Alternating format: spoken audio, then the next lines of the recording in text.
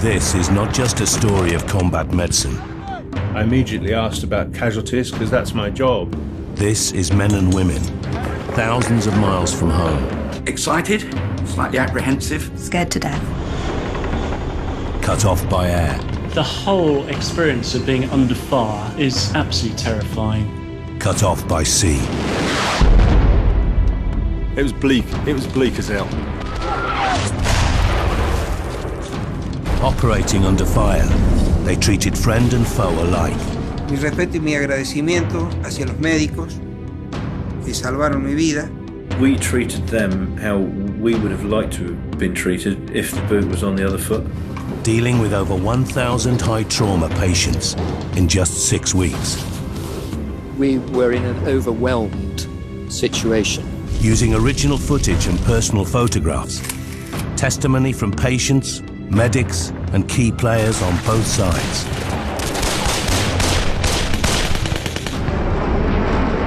Teníamos 3 minutos del ataque y otros 3 minutos para escapar rasante. And I thought, my God, if only I'd allowed them to paint red crosses on the roof. Theirs is a story that has waited 30 years to be told. I had broken down and wept. This is the story of the Falklands Combat Medics.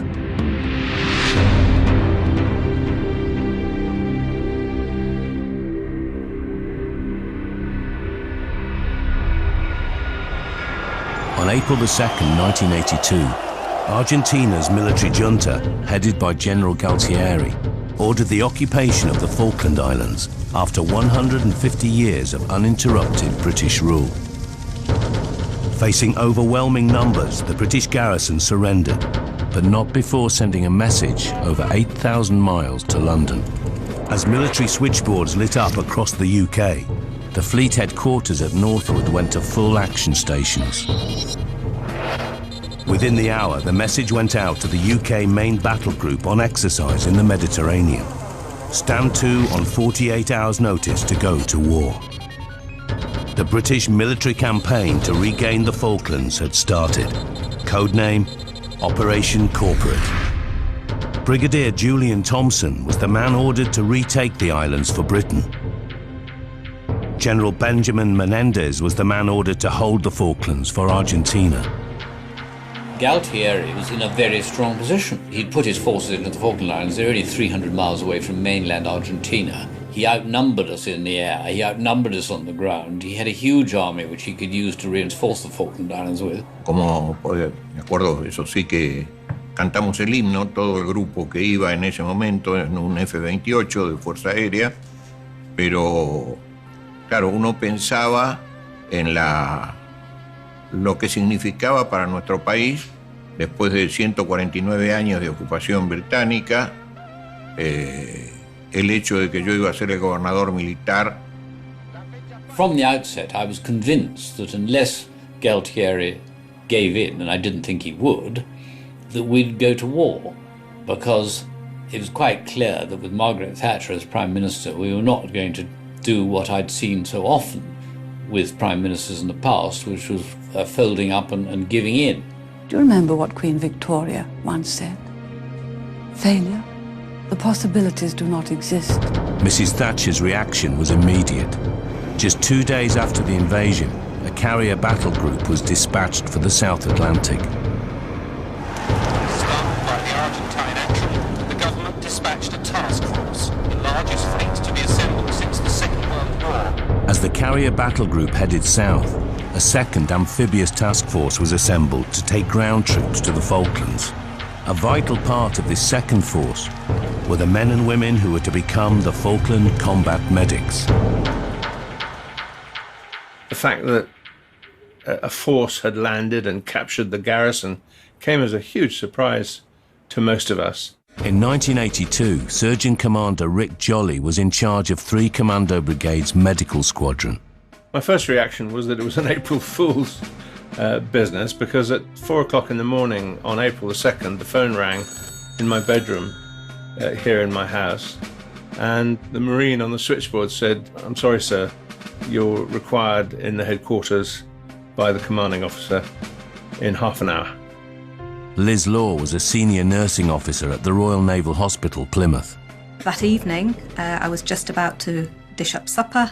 We had a phone call, and it was a representative from the Naval Hospital saying, could you please pack your bags because you're going to the Falklands? My first question was, have I got time to finish my dinner?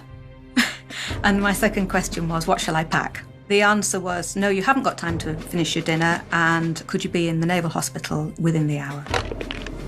The P&O cruise liner Canberra was requisitioned by the MOD to take troops and medics south.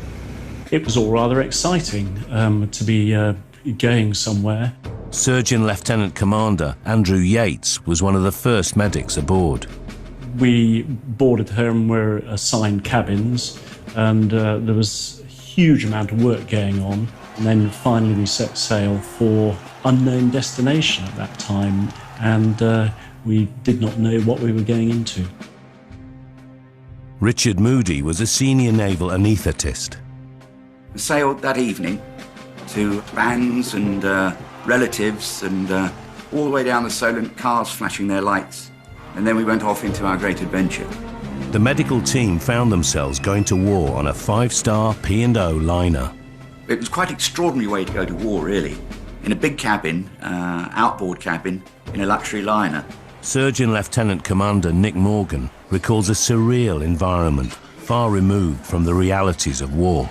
I can remember cocktails, 3-course meals being served by the stewards, liqueurs afterwards. And there was a very unreal sense about this particular process of going to war.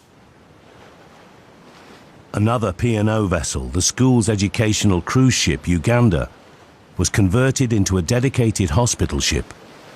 On board, Liz Law found herself equally removed from the war. We had a Royal Marine Band on board, and they continued to put together concerts to entertain all the staff on the way down to the Falklands. We also had films sent through from the Naval Film School, one of which I do remember because it was Raise the Titanic, which seemed rather an odd choice. 3 weeks and 4,000 miles, steaming on a cruise liner, lulled many of the medics into a false sense of security. Many people didn't believe it was really going to happen. And there wasn't a sense of danger or imminent death and wounding. I don't think we ever really thought it was going to be a war at that stage. We kept saying to one another, well, we're doing all of this, but they'll solve it by diplomatic means. It's not going to turn into anything too bad. Surgeon Commander Jolly thought otherwise. We had a young Marine in our squadron called Garcia. He knew the Argentines. And I looked at him and said, well, what do you think? He said, sir, there is no question you're going to have to fight. Above all, they will not negotiate with a woman. What matters is we recover those islands. What matters is that the fleet is on its way. Further south, the carrier battle group was already engaged in a hot war with Harrier raids on the Falklands capital, Port Stanley. Then, a month after the conflict began, the UK submarine HMS Conqueror sank the Argentinian cruiser, the General Belgrano, with the loss of 323 lives. Con la noticia del hundimiento del Belgrano, y obviamente fue un golpe muy fuerte, y sobre todo porque en el primer momento no se hablaba de sobrevivientes. Y por el lugar, las aguas donde se había producido, era más probable una pérdida casi total o total de vidas que lo que después ocurrió, gracias a Dios. Argentinian retaliation was swift. British Type 42 destroyer HMS Sheffield was on perimeter air defence duty, protecting the main battle carrier group. She was unaware of the menace about to strike. I was doing maintenance on the diesel generator at the time, and I'd just actually finished. I turned around to put the rags I'd been using into a bin, and as I turned towards the starboard side of the ship, I just remember a bang.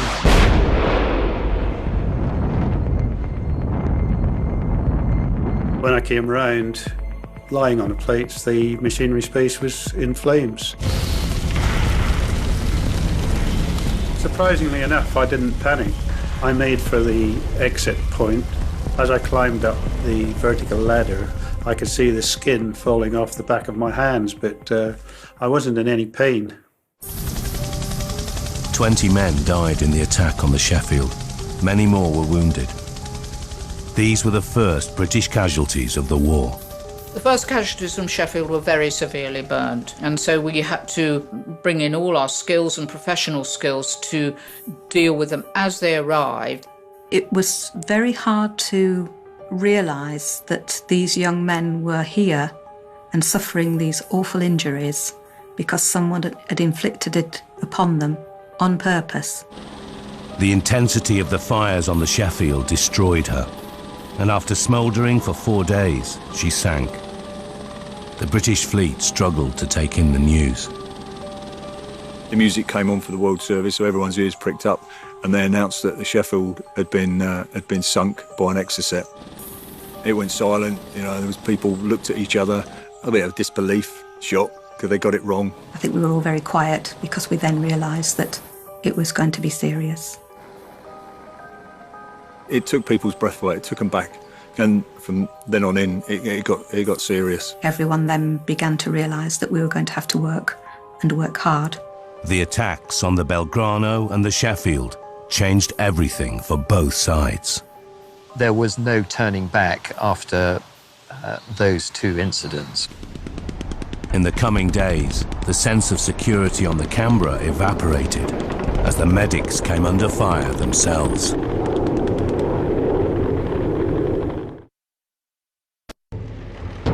Six weeks had now passed since the Argentinian invasion, and both sides had lost lives. Britain's amphibious task force has joined the embattled carrier group in the cold waters just off the Falklands. I always remember going into these huge seas and I could feel the whole 77,000 tons of Canberra shuddering and shaking as she hit these huge waves. Just 6 weeks after the Argentinian invasion, the decision was made to put the British force ashore.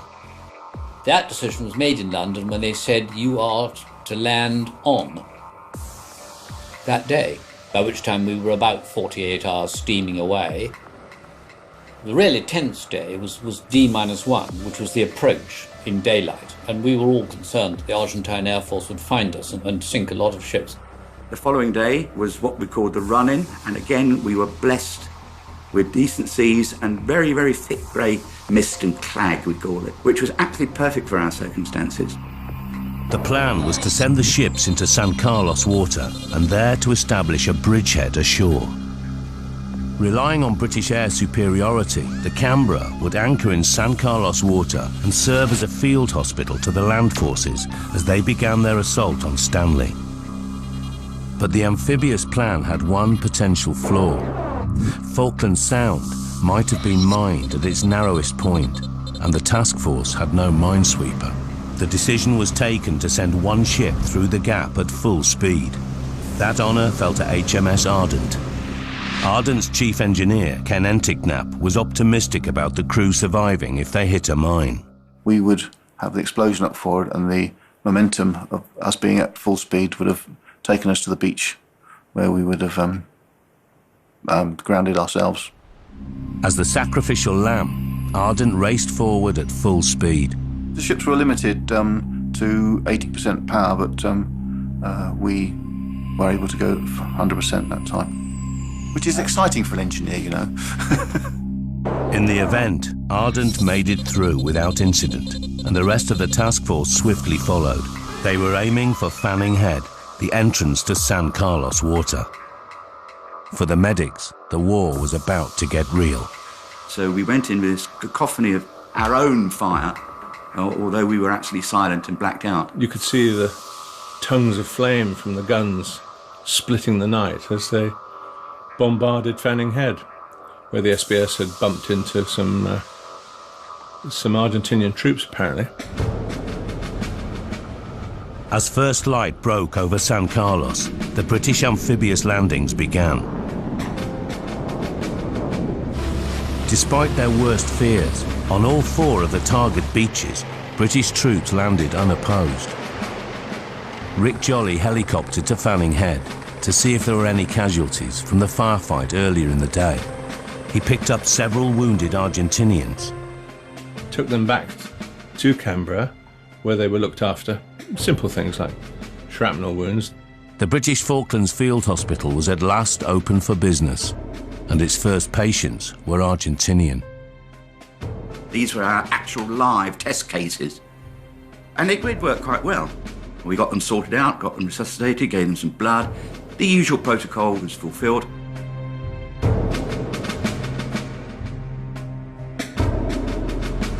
But the movements of the British amphibious force had not gone unnoticed. Argentinian spotters relayed ship positions to air bases in Argentina, from which attack aircraft headed to the Falklands. This was a journey that was to become familiar to Argentina's pilots.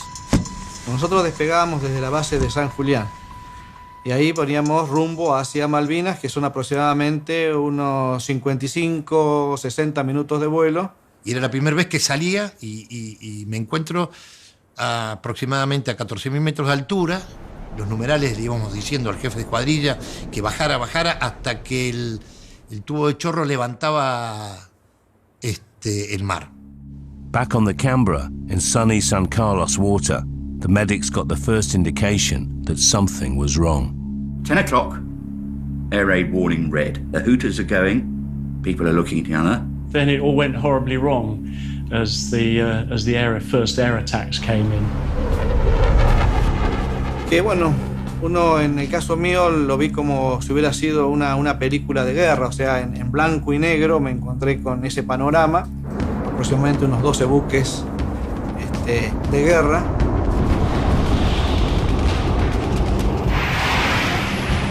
All hell let loose. This is the first sight of an enemy aircraft, and every man and his dog were actually firing at it. Another 20 minutes went past, another air raid warning red. Marines being Marines, you're told to keep everything closed, batten down, clips on, anti-flash on. Anti-flash was off, window was open so we could see what was going on. The Argentine Air Force were professional to the very last get-go. Así que empecé a ver los disparos que me efectuaban desde la fragata y ahí realmente reaccioné y digo, bueno, yo también tengo que contestarles porque no es de un solo lado que hay que tirar. Entonces...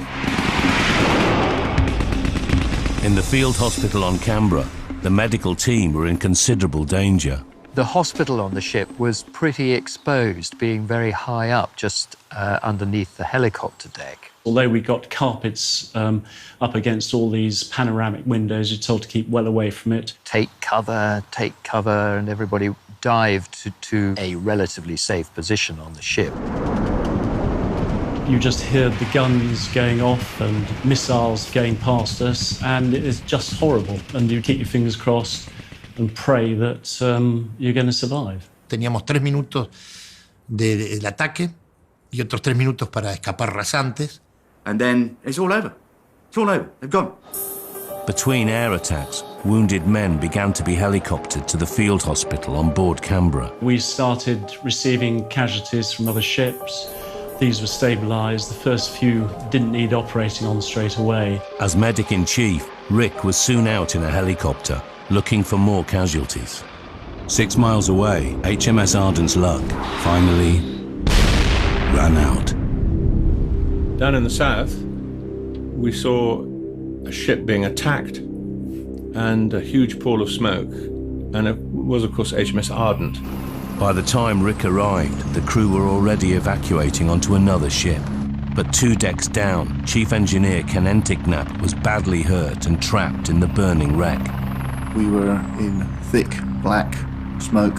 I was trapped by something across my back, and no matter how hard I tried, I couldn't free myself from it. The fire was burning like the fires of hell in her side, and the glare and glow was very powerful, and you could feel it on your cheeks.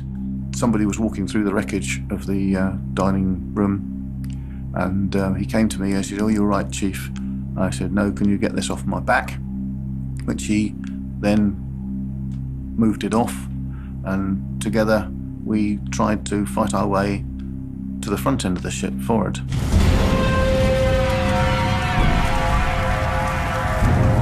We got a whiff of fresh air. Now that I can remember, it was sweet, and I knew then that we were going to get out. Ken and his would-be rescuer had escaped from below decks, but they were still cut off by the fire, with no choice but to hurl themselves into the freezing South Atlantic waters. From his vantage point in the helicopter, Rick surveyed the scene. I saw a young man looking up at us, and he was obviously drowning. Rick volunteered to winch down and rescue both men. I've not got a life jacket. I've not got an immersion suit. Chap came out of the cab, dangled on his wire, came down, picked up John Dillon. He went up, and then a few minutes later, he came down to pick me up. At this point, he splashed down in front of me. He just hooked onto the blue loop that comes out of the front of the life jacket, and up we went. With both men safely in the helicopter, Rick examined Ken for the first time. He was badly injured, blood pouring from a cut in his head. He had 2 fingers missing. And the last thing I remember is the surgeon commander saying, "Get these to Canberra quick." Meanwhile, the air attacks continued. It was clear that the British had not established air superiority.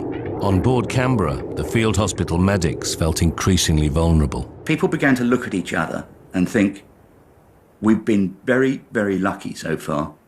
I just wonder how long our luck can hold. And this was quite clearly occurring to the command as well. As the day wore on and casualties were still coming into Canberra, I was summoned to see the medical officer in charge and shown a signal which said that due to the intensity of enemy air attacks, it was now considered prudent that Canberra should withdraw from San Carlos water and head out to open sea. Out at sea, away from the front line, the Canberra could no longer serve as an effective field hospital. Rick decided to relocate. Basically, I, Rick Jolly, had an hour and a half to get my medical stores and people off the ship and into a landing craft to go ashore at Ajax Bay. Leaving the clean, warm environment of the Canberra for the cold, dark uncertainty of a hostile shore was a massive upheaval, but the team set to without complaint. Rick briefed us all that we were going ashore. We then got our equipment ready and were told to board one of the landing craft. Climbing down the ladder on the outside of the ship into a landing craft at night. Some people even said that the anchors were going up on Canberra as we left the ship's side. We couldn't see anything. Could not see a thing. Down went the ramp, we carried all the stuff up. Stumbling ashore and, of course, soaking wet feet, carrying all your gear with you. A shingly beach that then led up, not very far, to this huge, low, grimy-coloured building with wriggly tin on the roof. Quite a big building. And the backdrop was your classic Dartmoor-y type moorland boulder runs. It was bleak. It was bleak as hell. I mean, you wouldn't send your mother-in-law there or anything on holiday. When we went inside, we were just astounded. It was a refrigeration plant, a mutton factory, no windows. There was dust everywhere. The metal rails which were used for the hooks for the carcasses of the sheep were still there. The location of the field hospital had moved. It wasn't Canberra now. It was Ajax Bay. That's the way it was. The combat medics would have just hours to set up a fully functioning field hospital from scratch. The next few days saw them overcome internal divisions and air attacks as the first desperately wounded casualties started to flow in.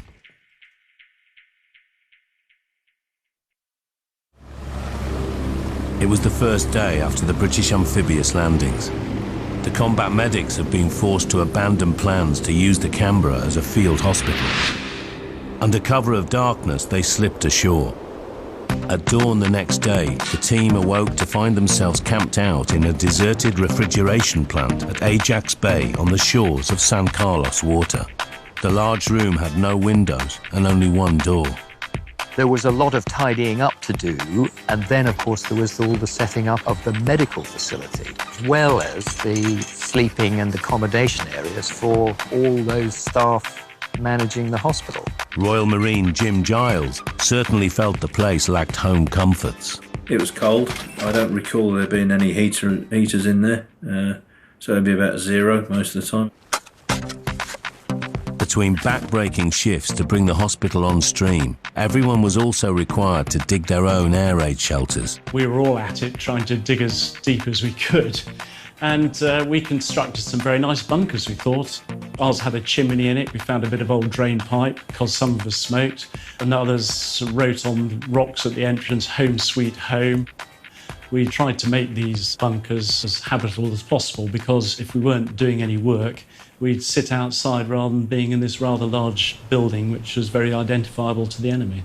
Under the Geneva Convention, field hospitals are entitled to paint red crosses on the roof. This puts them off-limit to enemy air attack.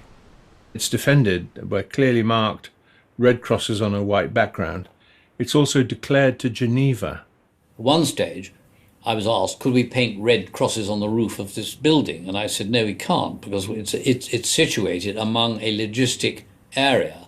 The hospital was now sited right in the middle of a busy British ammunition supply dump, a perfectly legitimate target for the Argentinians. To paint red crosses on the roof would therefore be a breach of the Geneva Convention. I didn't want to give the Argentines any excuse for breaking the Geneva Convention themselves on the basis of, well, the Brits are doing it, we can. The hospital would have to go unprotected. It sounds convoluted, but it's cricket. Unprotected from the air, the hospital was now threatened by some internal divisions. The age-old rivalry between Green Beret Marines and Red Beret Paras now sprang up among the medics at Ajax Bay. I noticed that when I introduced the Para Royal Army Medical Corps boss, my Marines started hissing, and those sentiments were reciprocated when I introduced some of the medical squadron personnel, and eventually it got all too much for me, and I just let him have it. He cleared lower deck, or everyone outside, and he got on his box and laid down the law.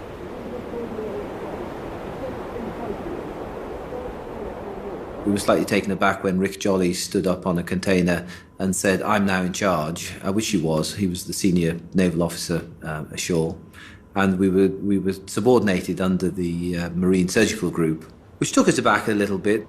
I shouted at them and I said, it was awful to see energy being wasted on this tribal nonsense. I'd never seen that side of him before, but he certainly laid down the law that day.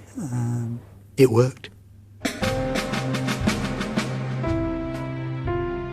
He christened the hospital the Red and Green Life Machine, and that summarized the joint effort between the parachute regiment doctors and the Royal Marine doctors.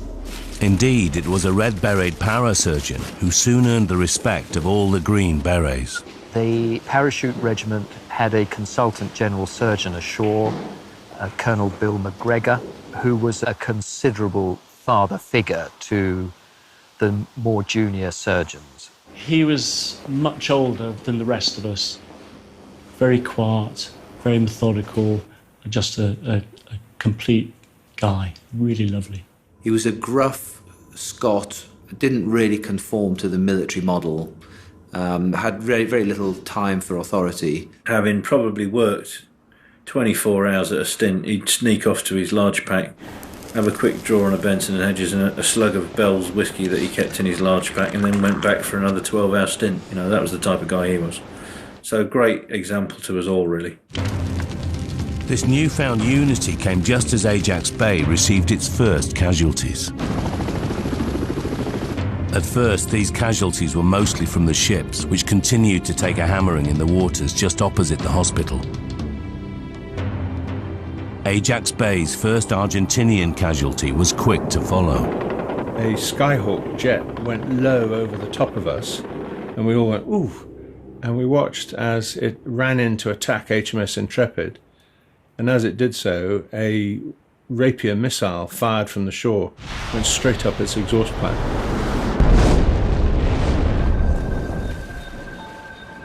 Pilot Tom Lucero ejected at the very last minute, but he was in the freezing water and badly hurt.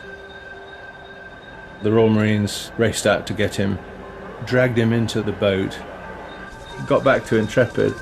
They fiddled around with him and they couldn't do much, so they brought him to us at Ajax Bay. Right, let's get him away now.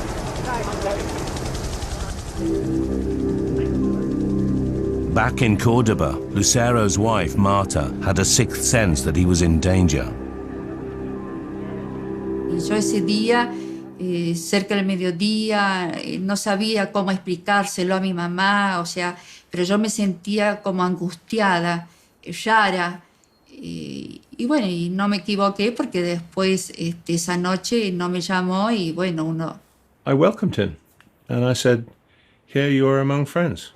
You're an injured pilot, you've been hurt doing your duty for your country and we shall look after you. He looked at me and you could see he didn't really believe it. Thought I was going to set him up for a little torture, perhaps. Tom Lucero's first thoughts were for his wife. I asked him where his wife lived.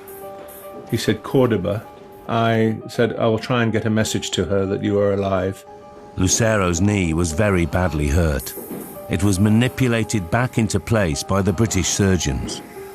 In Cordoba, Marta received the good news. A los tercer día me avisan de que estaba prisionero. Y bueno, y ahí era esa una incertidumbre, o sea, de qué va a pasar, ¿no? Porque el hecho de estar prisionero, bueno, está vivo, sí, qué lindo, estoy contenta, pero ¿y ahora qué pasa? I challenged him and said that he'd never fly a fast jet again, so he was quite determined, like all pilots, that he would. Él hablaba muy bien del médico Jolly, realmente él siempre me acuerdo que sabía decir que gracias a los ingleses él está con vida. After the war, Lucero returned to Argentina and was reunited with his wife. He did fly again, earning his living as a pilot until he died in an air accident in 2010. In 1982, just 6 days after setting up, the hospital had settled into a routine of sorts. We knew that the Argentinians didn't have a night flying capability, so we tended to work at night if we could do, and what we do is stabilise casualties with more minor injuries and leave them till after dark. Obviously major injuries, we've just had to get on with it. At dusk on the evening of the 27th, Bill McGregor had just started work on an injured Argentinian. On the far side of the hospital, Marine John Thurlow found himself at the front of the dinner queue. Chicken curry and rice and tinned pineapple and custard. I literally just got my food and was walking back through the building when the air raid warning went off. Air raid warning red, 2 miles enclosure from the west. As all non-essential personnel left, Bill and his team carried on. I arrived in the ditch just 3 milliseconds after Marine John Nelson. I knocked all the air out of him. Marine Jim Giles saw the planes from his bunker. I've no idea how fast they were going, but it'd be 400 knots plus, I'd think. And so we opened fire. Inside, Marine Thurlow was still heading to his sleeping quarters to eat. As we got back into the area, there was one almighty explosion. Mess tins down on my slug, and then we ran up to our big bunker that we'd made. 4 bombs had hit Ajax Bay, but Bill McGregor carried on. Bill kind of just leant over the casualty and stopped any dust going in the open wound. We were all, there trying to cover the wounds with our hands as the ceiling was falling down. There was dust everywhere. There were other folks that were legging it outside, but not him. He stayed there and just got on with it. This bombing started off a lot of munitions fires around about us, so there were small explosions going off here, there and everywhere afterwards. We were sat in the bunker, and of course there's rounds going off. We didn't know if there was a counter-attack. We didn't, there's lots of confusion. And the overriding thought for me was the fact that my chicken curry and rice was going cold, and that someone had have away me pineapple chunks and me custard. And I thought, my God, if only I'd allowed them to paint red crosses on the roof. I think the decision not to do so was correct, but I felt absolutely horrified when I saw those bombs landing. I immediately got into a boat and went across the other side. The bombing of Ajax Bay killed 5 and left many Marines wounded.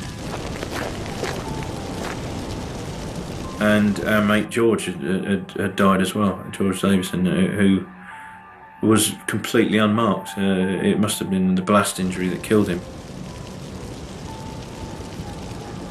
An amazing individual, full of beans, full of life, in the wrong place, in the wrong time. The blast and the debris and the shrapnel had blown straight back into their trench, injuring nearly everybody in there and killing George. The medics immediately started operating on their wounded colleagues. Still in the hospital, Argentinian pilot Lucero saw just how destructive the Argentinian Air Force can be.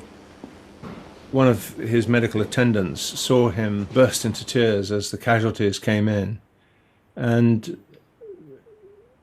First Lieutenant Lucero waved at the medic and waved him towards him and gave him his blanket for the casualties who were being put into the trestles. We rather liked that, and said, no, it's not necessary. Of the 4 bombs that hit the hospital, only 1 had detonated. In the roof space above the surgical area and in the living space lay 2 unexploded bombs. Would the bombs go off as they treated their wounded comrades? Or would the medics be forced to evacuate the hospital just as the land campaign was getting underway?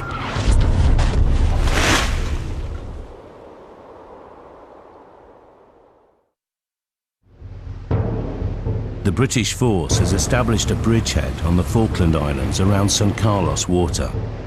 Forced to abandon the cruise ship Canberra, the medical teams have been operating out of a disused mutton refrigeration plant at Ajax Bay.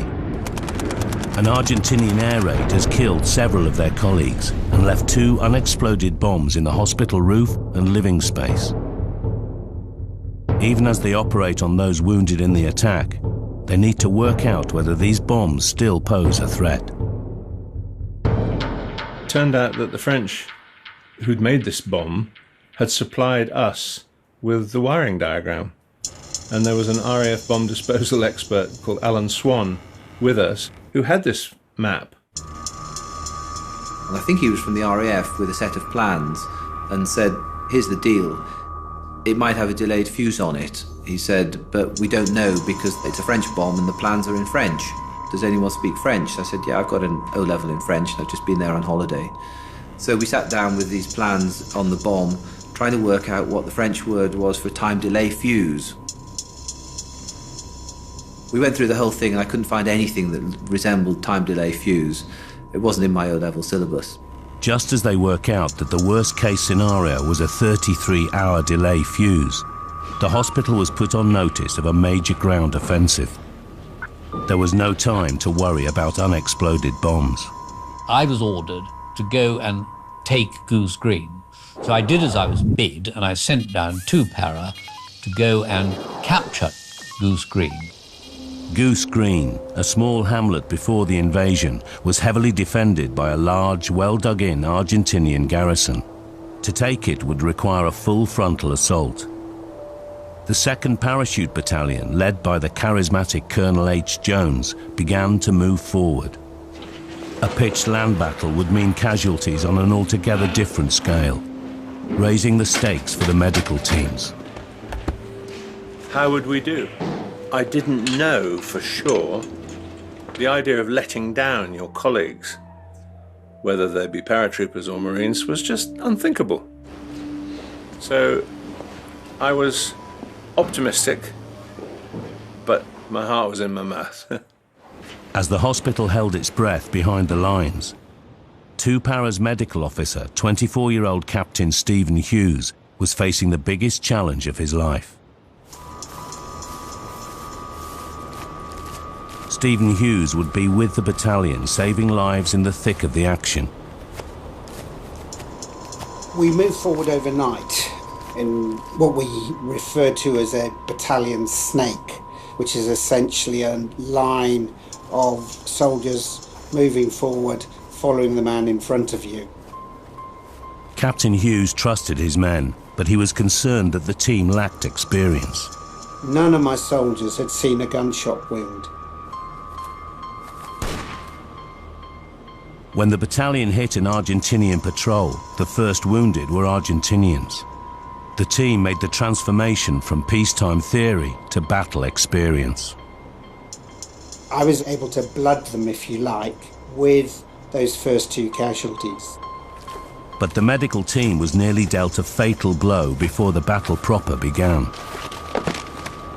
Stephen Hughes stumbled under his heavy pack in the rough ground in the semi-darkness, fracturing his fibula and damaging ligaments in his ankle. This injury would normally mean immediate evacuation, but without Stephen, the battalion's medical support would be severely compromised.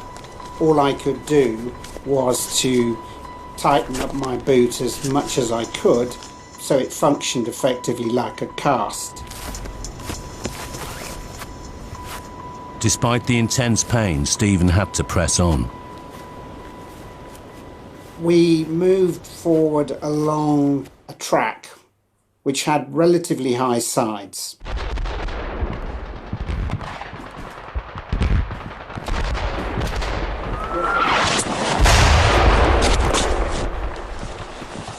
When we came under mortar fire, I decided that I didn't like this at all. And in my own mind, was quite happy to go back to the NHS and work 24/7 as long as I could get out of this place. As the battle for Goose Green got underway, Stephen's medical team was needed by casualties at the front line. They pressed forward. A round went over my head sufficiently close that I felt the shockwave rattle my helmet. Stephen Hughes and his team had been spotted by an Argentinian sniper. It is numbing. It is something you cannot really describe. You're looking into the abyss. As first light broke, the importance of Stephen's work became ever more apparent. We arrived to an area where there were casualties, and we started treating casualties. And when you get into your job, it diverts your attention from what's going on around you. Stephen's next challenge was to get the most severely wounded back to Ajax Bay, which was still experiencing the calm before the storm. Everybody was on tenterhooks, ready and waiting. There wasn't much helicopter activity, but you could see some light helicopters rushing forward with underslung loads of presumably ammunition. These supply helicopters are key to CASEVAC, casualty evacuation. We had no dedicated CASEVAC helicopters. We didn't have enough to say those are CASEVAC and nothing else. The way it worked was the scouts, usually, but sometimes Sea Kings, carried forward ammunition and brought back casualties, so the same helicopter was doing 2 jobs. Because there were never enough helicopters for all the casualties, Stephen had to make life and death decisions about which casualties needed to be airlifted first. You have to triage or sort the casualties into those that need immediate life-saving surgery, those that can wait. If it's just a superficial wound, it can look horrible, but if it's not life-threatening, then that individual doesn't need to go out urgently. So I actually felt that I was doing very constructive work in picking out the individuals in an order of priority that was relatively easy to make. Badly wounded men from Goose Green began to arrive in increasing numbers at Ajax Bay. The field hospital was facing its first mass casualty situation. The scene was a helicopter would arrive, the air crewman would beckon us forward, indicating he had a bleeding paratrooper on board. Marines Giles and Thurlow ferried stretcher after stretcher from the helicopters into the hospital. We were probably concerned that if the casualty rate was any higher, that we'd be hard-pressed to be able to deal with most of this. It was from zero to toppers in a very short space of time, and it was the first sort of time I thought to myself, well, this is a really worthwhile job, because prior to that, as a Marine, you join to be in an infantry company. You know, you're there as specialised infantry, so you want to be with the bayonets with your mates, you know. Right, let's have a look at this.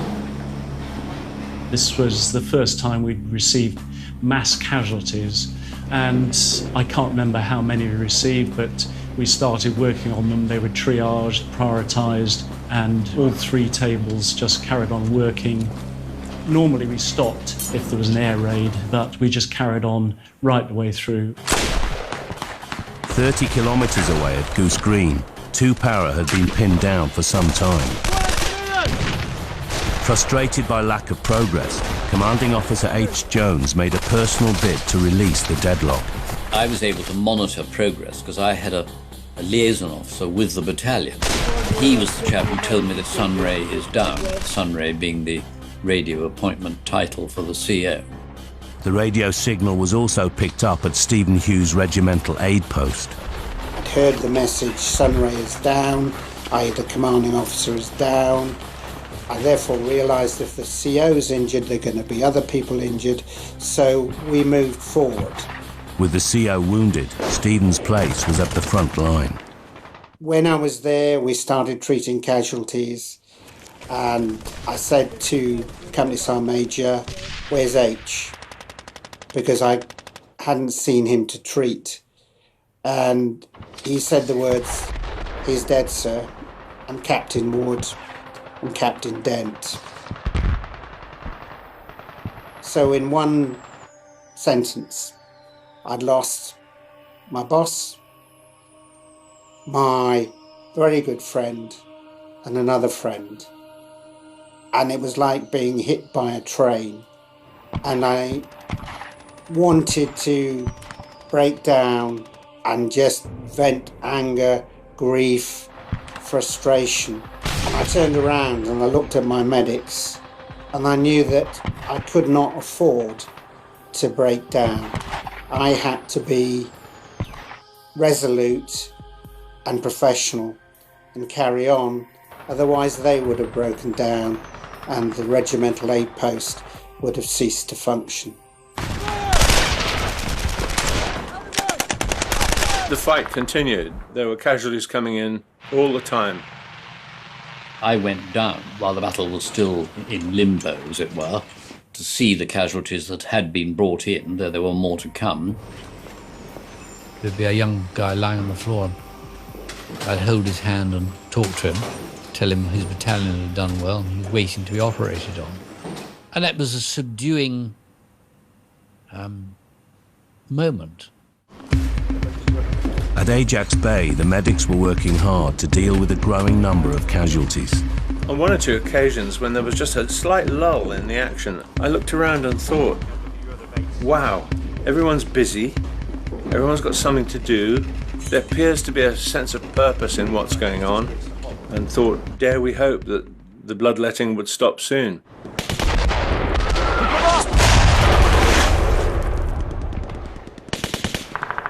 At Goose Green, the regimental aid post was coming under fire. 5 miles to the north of us, there was an Argentine spotter on Mount Usmore. So every time helicopters came in, we could expect an artillery barrage within 30 to 60 seconds. If things were bad at the regimental aid post, they were worse on the front line. The Argentinians were using an anti-aircraft gun to devastating effect, pinning down the paras on the forward slope towards Goose Green. An exploding shell had nearly completely severed Sergeant Chopsy Gray's leg.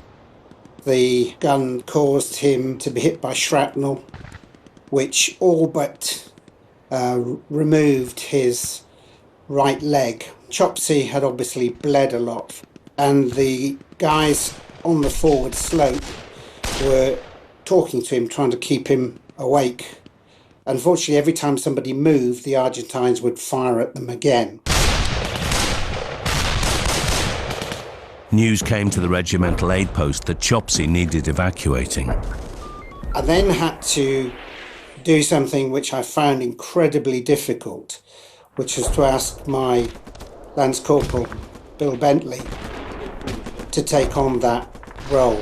And I was aware of potentially asking somebody to lose his life. Bill Bentley risked his life under heavy fire. He immediately realised that Chopsy needed urgent medical attention. Bill used his Swiss Army knife to complete the amputation.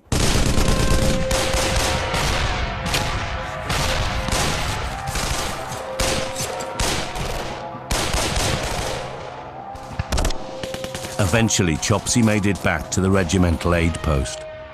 When he arrived, he was almost like a cadaver, and I didn't think there was any way he could have survived.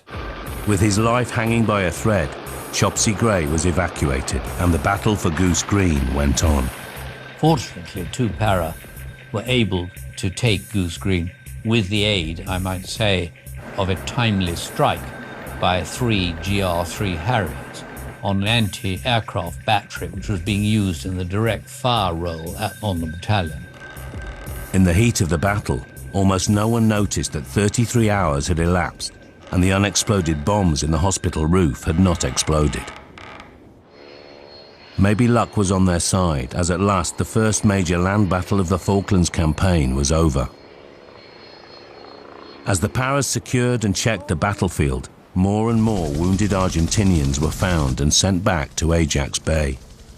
Quite a lot of these guys had been lying out on the battlefield undetected because the fighting finished after dusk, and they were cold and unhappy and had lost a lot of blood. Orlando Rufino was one of many wounded Argentinians who arrived at Ajax Bay. Lo paradójico, ¿no?, de la guerra es que 24 horas antes había estado tratando de matarnos entre argentinos y británicos, y 24 horas después un médico de ellos estaba luchando para salvarme la vida.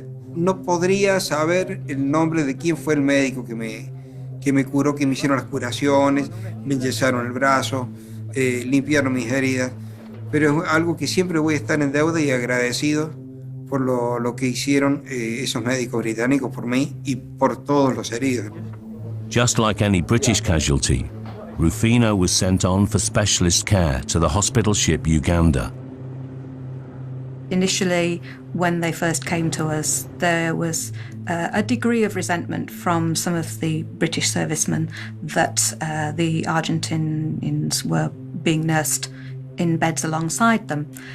However, I think once they started to appreciate that they were just young, frightened young men, the same as they were, I think the atmosphere changed, and they shared things like their chocolates, and even though they didn't share a common language, they managed to communicate. I sent one of the boys out to the hospital ship to see how everything was going, and he came back with the tremendous news that everybody who'd reached there alive was still alive. And that was very important for me that afternoon. This is the second day after Goose Green, when the medical officer of 2 Para came back to see the wounded. I had a notebook with a list of names of most of the casualties, not all of them. I saw him get off the helicopter, but he was very reluctant to speak to me. And I said, "Steve, what's up?" I said, how many didn't survive. And I said, "You mean the wounded?" He said, "Yeah, yeah." I said, "No, they're all alive."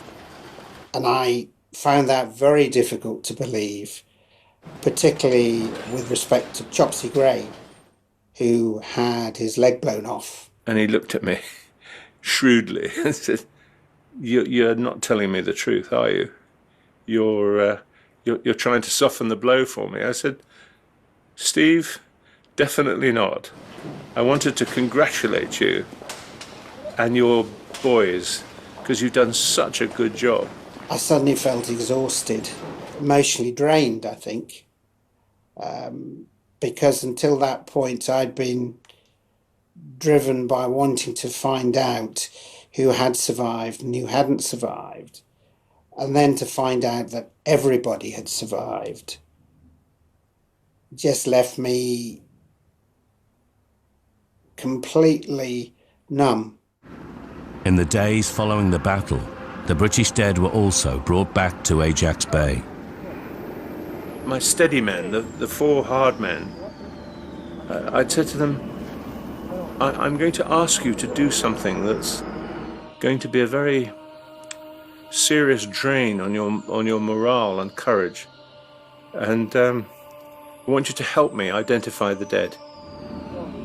We had a rather unsavoury task of sorting all that out, but in one sense, I suppose it meant that we could at least give these guys a decent burial and prepare them correctly. We were very, very careful to treat them with as much dignity as we could, because that's the last thing you can do for your mates, you know. You have this form to fill in where you mark on it the type of injury, and then he records the probable cause of death, missile injury, gunshot, blast injury, whatever it is. They were wrapped, placed in a body bag, and Scouse Davis, with his waterproof felt pen, recorded the name on the body bag, which was put to one side and onto the next stretcher. One thing I remember was looking up and seeing two paras RSM who was looking on at what we were doing.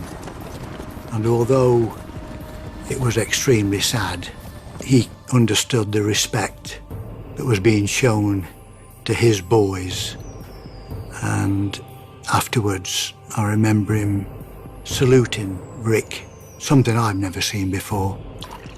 After such a difficult day, Rick was careful to look out for his men. The boss gave us a nippy sweetie, which helped. They call it diffusing now, and colleague support. Get in a huddle, have a rum, in a coffee, shoot the shit, talk with the boss, get the updates. Whenever I see the boys now, I still apologise, and they say, "Don't be silly, boss." It was an honour. It was the most important thing we'd ever done. What I do remember was the funeral service of the 17 that were killed. That was an extremely poignant service as the bodies were laid in their mass grave. We all went up onto the hillside where one of these big diggers that had been brought ashore had scraped out the temporary grave, and we stood around the grave while they one by one, they put these bodies in body bags side by side into this grave. And the last post was sounded, and the Padre gave an address or a prayer. The grace of our Lord Jesus Christ and the love of God and the fellowship of the Holy Spirit be with us all evermore. Amen. And then we went back to work. Very moving.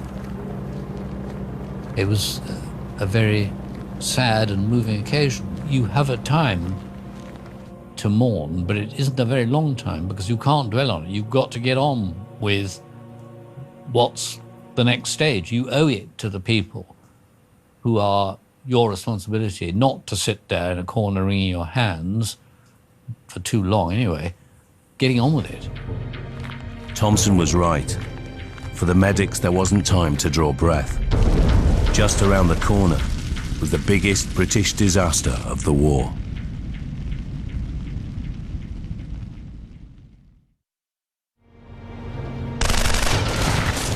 Just 1 week after the British landing, the first major battle of the campaign had been fought and won. Goose Green was in British hands once more, but both sides had paid a high price in dead and wounded. In just 48 hours, the medics at Ajax Bay had treated over 100 servicemen from both sides.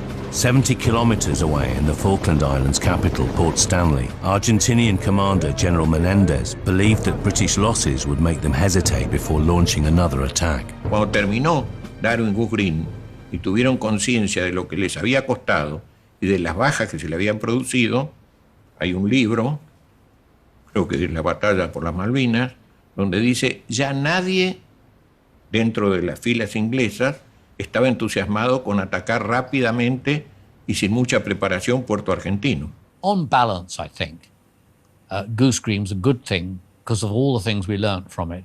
It demonstrated to the Argentines that we meant business. We also learnt a lot of lessons about the Argentines and how they'd fight, and I decided I would maximize on our strengths, which was our ability to fight at night because we were better trained than they were, minimize their strengths, direct fire weapons, ergo you fight at night. To take Port Stanley, the British had to cover over 70 kilometers of freezing, wet, inhospitable terrain, occupied by a well-dug-in enemy. The lack of helicopters meant that the Marines and Paras of 3 Commando Brigade had to walk every step of the way, carrying all their own equipment. After the Battle of Goose Green, the British had a large number of POWs on their hands. The area next to the field hospital became a prisoner of war camp. We captured a young flight lieutenant doctor called Miranda, and he was a very pleasant chap, and he was carrying a surgical textbook by an English surgeon, so he spoke good English. And we said, why have you got that? He said, well, I'm studying to be a surgeon. So we said, my dear chap, you want to do some surgery, do you? Right. Well, come with us. Dr. Rick me preguntó si quería trabajar con ellos, o sea, y a mí me pareció bueno, porque una herida no tiene bandera, o sea, es un ser humano el que está herido. Es decir, con los otros colegas británicos, es decir, luego de las presentaciones, o sea, trabajamos en conjunto y con muy buena relación. Argentinian POW Dr. Miranda went on to become an integral part of the medical team at Ajax Bay as casualties continued to flow in from the advancing front line. And it was about now that the medics realized they were achieving a remarkable record, as Rick Jolly highlights in a TV interview for Television News.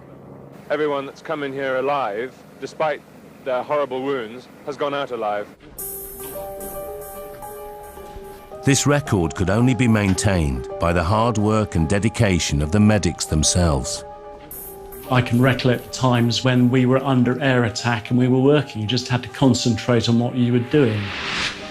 Attention to detail is vital when dealing with modern war injuries.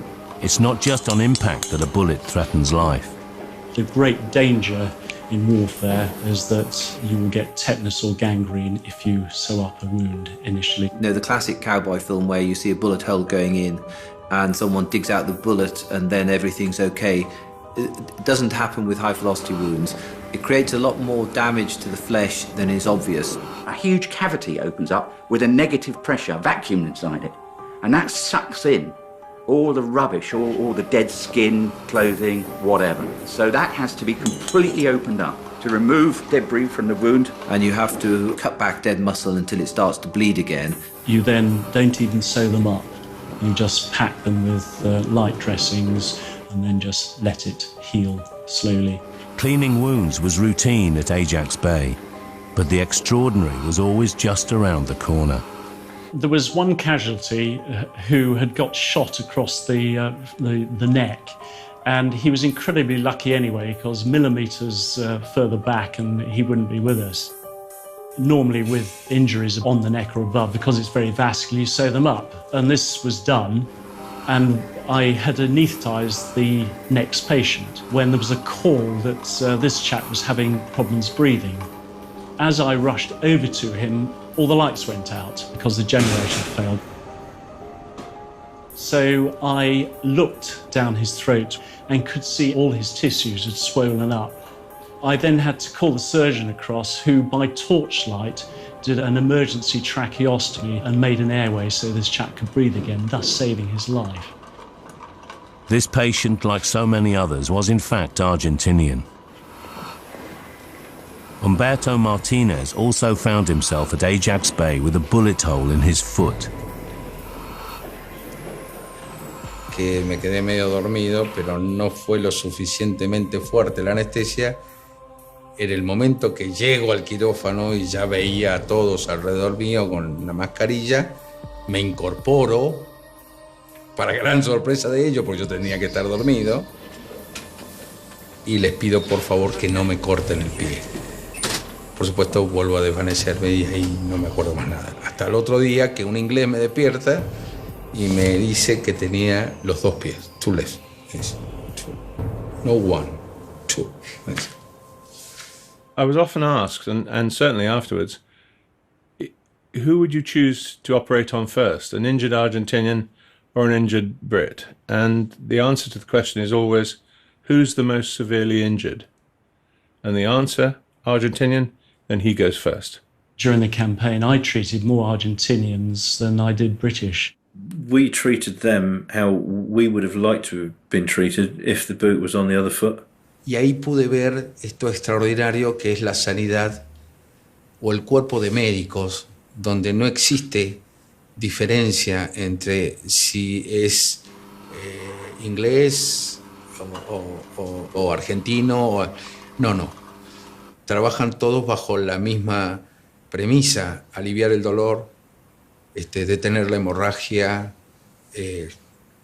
a veces determinar quién vive o quién muere. As yet another badly injured Argentinian hit the operating table, Chief Petty Officer Medical Assistant Jethro Young noticed that vital supplies were running short. With the amount of casualties we were having in, we were beginning to run out of blood. And right next door to the field hospital was a prisoner of war camp for the Argentinians. So I said, let's go to the Argentine prisoner of war compound and find some volunteers to give blood to help this chap. And off went the technician. Normal prisoner of war protocol meant that the request for blood had to go through the senior Argentinian officer held prisoner. 18-year-old infantryman Victor Bertoni remembers the incident. Jefe, el médico inglés, jefe del hospital, le pide al teniente coronel Piaggi, jefe de los soldados que estaban en Pradera del Ganso, Darwin, de que diera dadores voluntarios de sangre. El teniente coronel Piaggi en primer momento se niega. I said, what a bastard, get him in here. That really fired me up. A posteriori me llaman de nuevo, pero para el jefe de quirófano, no sé si sería el médico a cargo, que me pide donación de sangre. Lo hace en inglés a través del barbijo. Por supuesto, yo no entiendo la pregunta. Respondo el no, porque la pregunta que me pareció que me hacía era si yo la vista de la sangre o el contacto con la sangre, ¿no es cierto?, me afectaba. He bent down and turned his head to look at the face of the patient lying on the table. And the moment he saw the Indian origin of so many of the conscript soldiers, he just said, ¿Cuánto? ¿Cuál tipo? Donde yo estaba reducido, aislado, el cónsul me solicita el aporte de unidades de sangre. Creo que, si mal no recuerdo, dimos 40 unidades de sangre, en las cuales la primera que se dio fue la mía.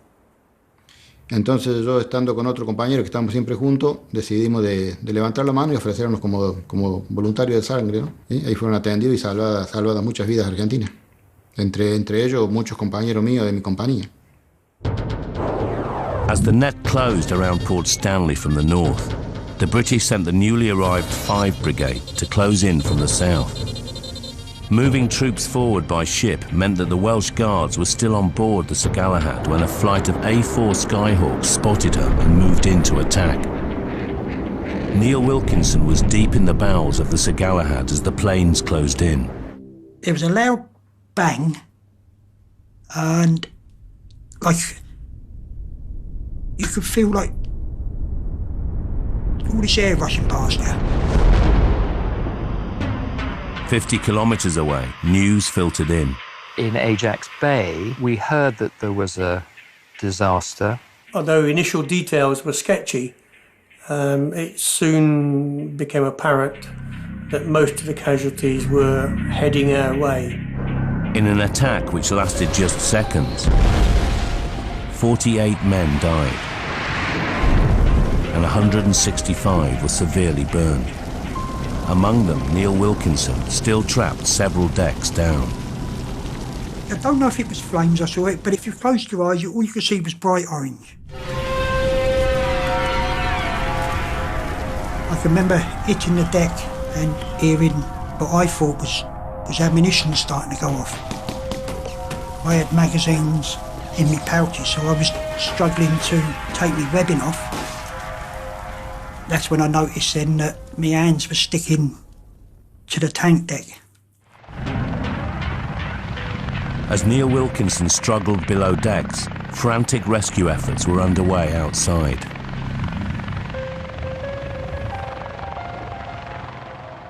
I could hear this voice shouting, over here, and how I managed to do it, I don't know, because I managed to swivel myself around on my knees and my hands and crawl along following this voice until in the doorway was an outline of somebody, and this person was reaching out, pulling people and pushing them up the stairs.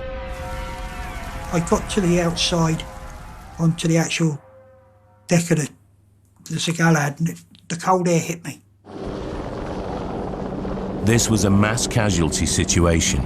The small field hospital at Ajax Bay was about to face its biggest challenge yet.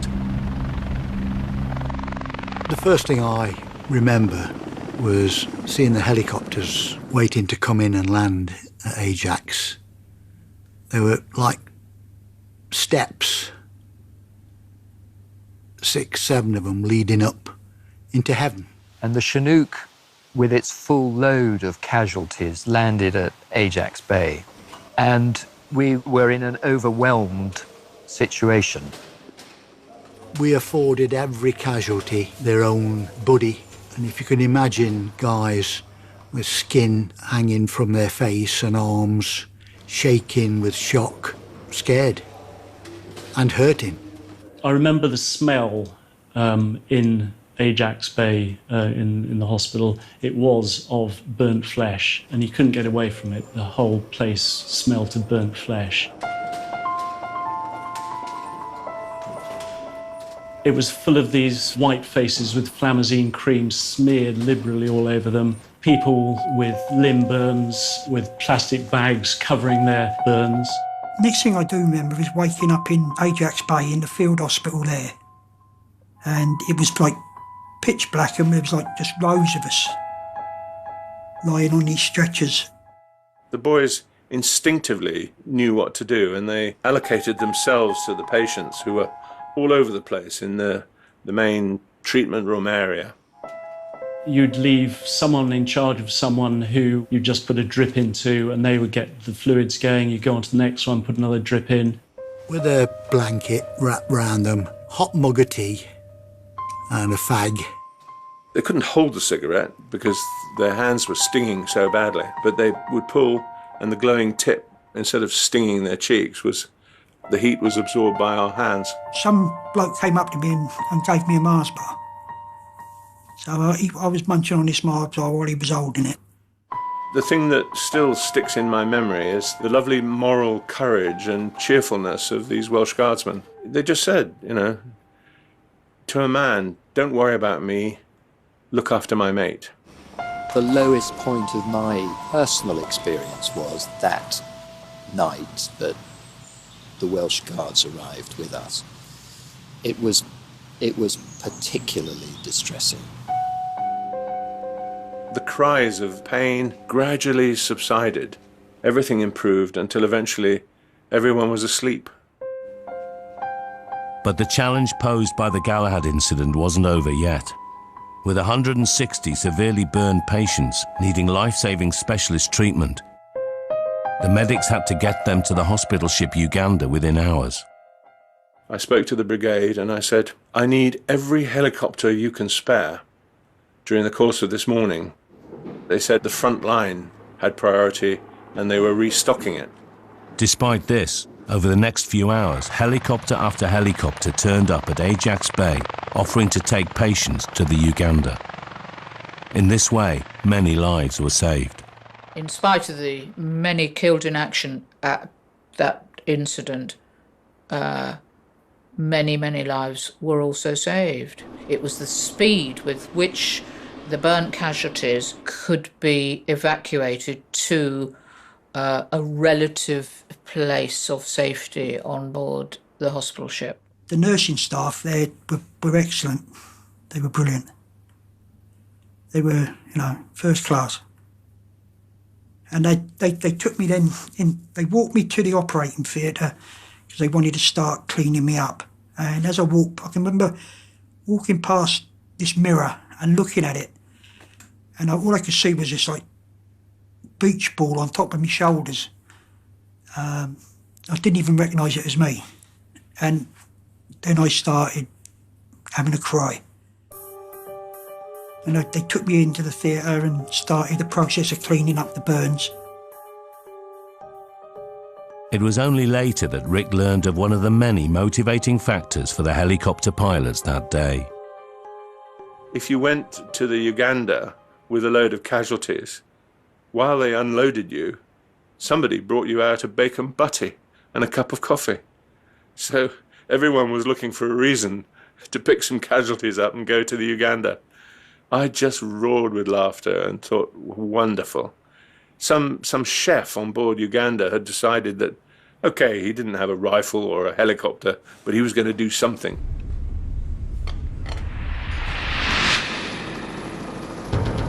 The Galahad was a personal tragedy for many, but the British command did not let it alter the course of the war.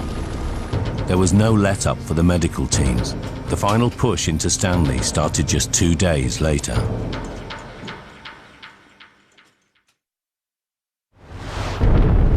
The Galahad incident had threatened to set back the British advance and overwhelm the field hospital.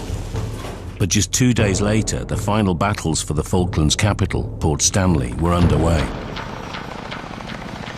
General Menendez had positioned strong defenses on the ring of mountains around Stanley.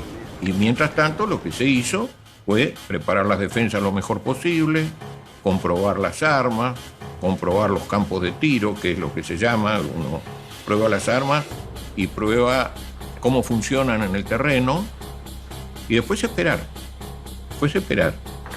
His troops were well dug in, well armed, and lay directly in the path of the advancing British.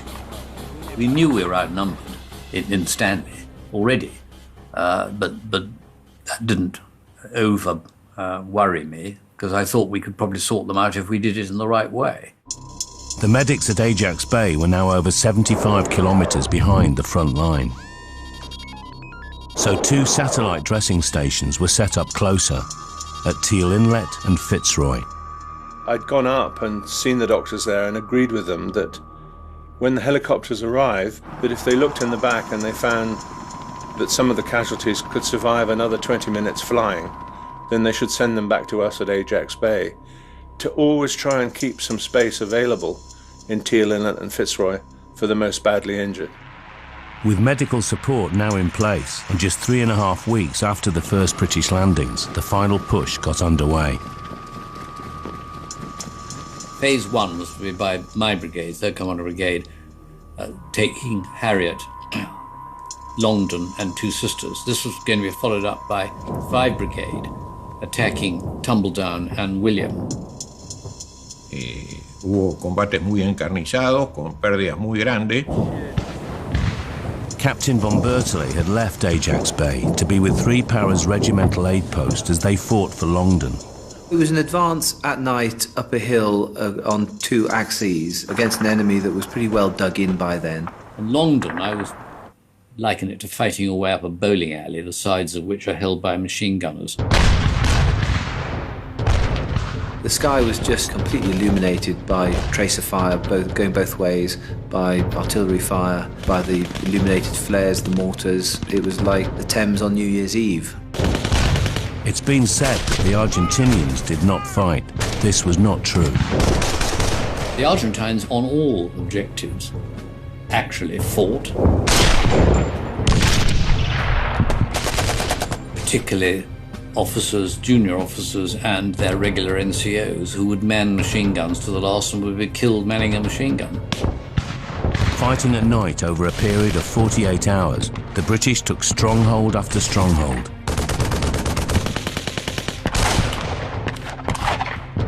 Each mountain posed its challenges, and each produced ever more wounded men.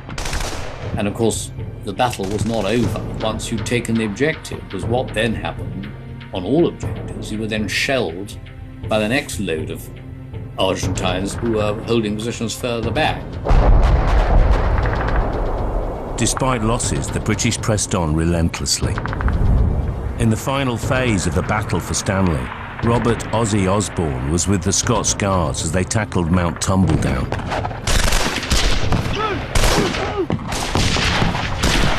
You were scared. But at the time, you're not. Because you don't have time to be scared. You're too busy doing your job. The Scots Guards took Tumbledown, and although Ozzy had not been hurt, he had seen terrible things. Some of the boys were involved literally toe-to-toe with the enemy. Even the company commander took somebody out of the bayonet. The next day, as Ozzy was helping casualties down the mountain, his luck ran out. 5 seconds later, we were hit by mortars. The men Ozzy was with were killed outright. I was hit. I wasn't particularly worried about it, so I thought I just broke my ankle.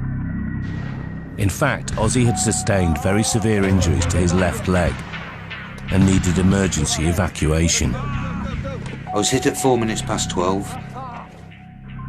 and I was in Ajax Bay for 3:15. I was there when somebody stuck their head through the door and said that they surrendered. After 10 weeks and intense fighting on land and sea, the Falklands conflict was finally over. Gentlemen, I've just heard that the white flag is flying over Stanley. As Ozzy went under the surgeon's knife at Ajax Bay, British troops streamed into Stanley.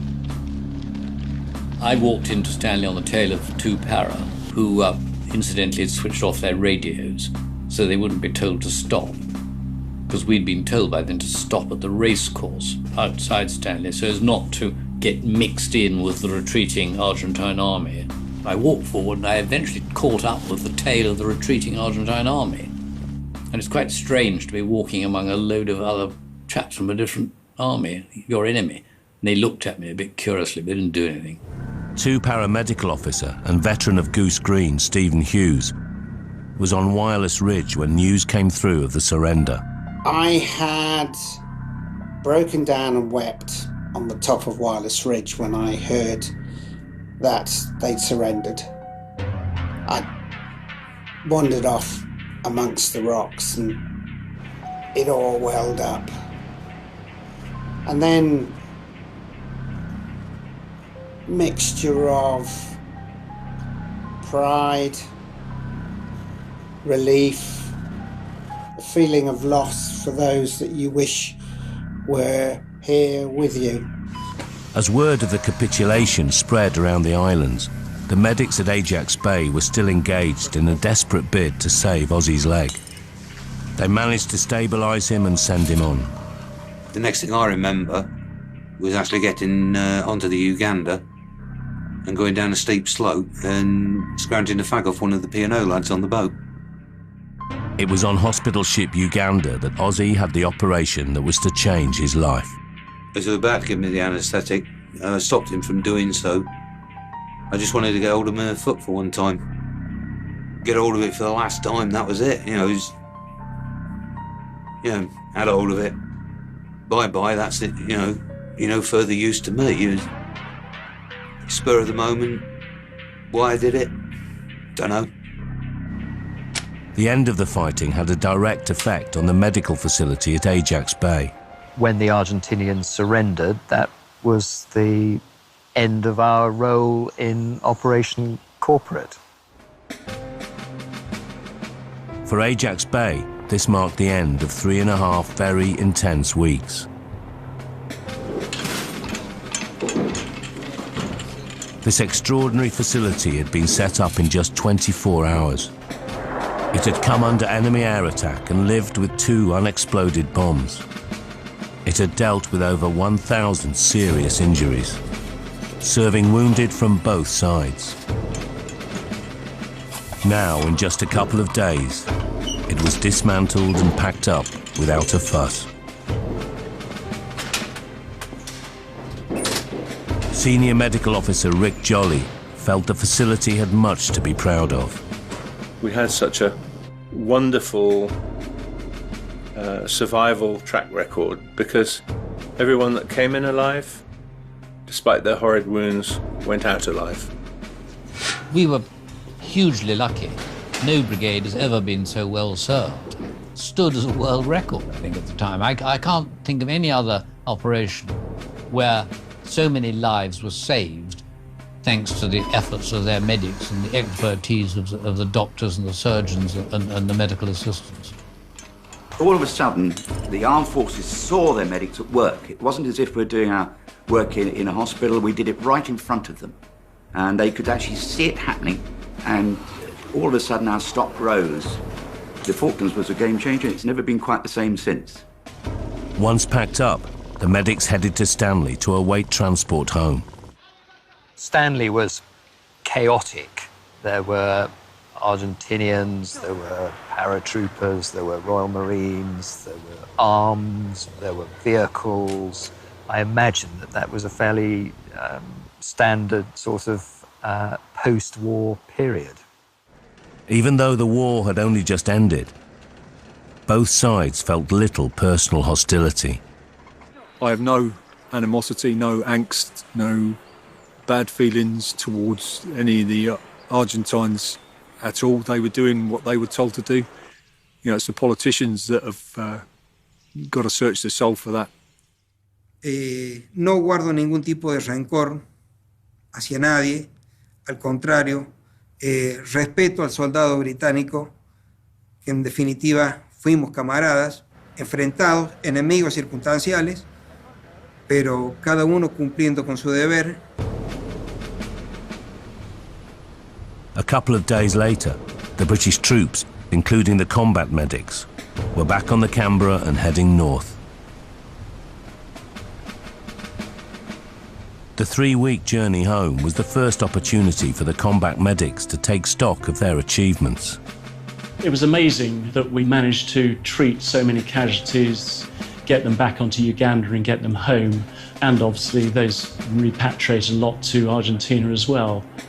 Those are the good memories. The not so good memories are the chaos, the deaths, the futility of the war, but the things I remember most are the comradeship of those people I was there with. I had the very, very best senior rates and junior rates, and I was very proud to be their fleet chief. The overall feeling that I had of the experience was I was sad that we were needed, but pleased to have been able to do as good a job as we could have under the circumstances. There's only 2 or 3 people who made it out to the Uganda that died. The rest of us got back. You know, when you look at the situation, how far away and everything, it was absolutely amazing. I don't think it has affected me in any adverse way. On the contrary, I think it's been a positive thing because it's made me appreciate what life is worth and to put things in perspective. The medics finally caught sight of home again and was staggered by the reception. We got back on a Sunday morning, on July the 11th, to be met by a flotilla of small ships in the Solent. It was a lovely day. Royalty welcomed us, and it was balloons and bunting and everything. It wasn't until we returned that we realised how supportive the general public had been towards the cause, and how the country had kind of rallied together and shown great support. It was all a bit overwhelming coming back to the media and the public. I just got on, like the rest of us, just seemed to get on with it, you know, tried to get on with it with quiet dignity. We went and did what we had to do to the best of our ability, and it was the job. It sounds a cliche, but that's what we were there to do. That job was nothing less than maintaining the medics' solemn promise to save life as best they could, no matter what the circumstances. The Falklands Combat Medics had saved hundreds of lives on both sides. Los heridos eran tratados, y muy bien tratados, por el personal inglés, que debe haber hecho el mismo camino que yo le describí para los heridos argentinos. After the war, this achievement was officially acknowledged in both London and Buenos Aires. In the 1982 South Atlantic Honours List, Dr. Jolly was awarded the OBE. He got the old OBE that he calls other bastards' efforts. So, you know, and he means that. You know, it was everybody. It was a collective effort. But certainly, you needed something like Doc Jolly, I think, with the you know, the personality that he had, to make things work and make things work as effectively as he did do while we were down there. And everybody, certainly from the lads' point of view, got on with him great guns. Over 10 years later, they looked at me when I visited Argentina with the Prince of Wales, and they said, we're going to give you this medal. It's the same as your OBE, and we want you to wear this with our gratitude. To this day, Dr. Jolly is the only serviceman in history to have been honoured by both sides in a conflict. As a member of the British Armed Forces, he sought clarification on protocol at the highest level. I had to go to Her Majesty the Queen and ask her. I had to write to her and say, what do you want me to do with this? And she said, you are to wear it on all occasions. So I wear it with her permission.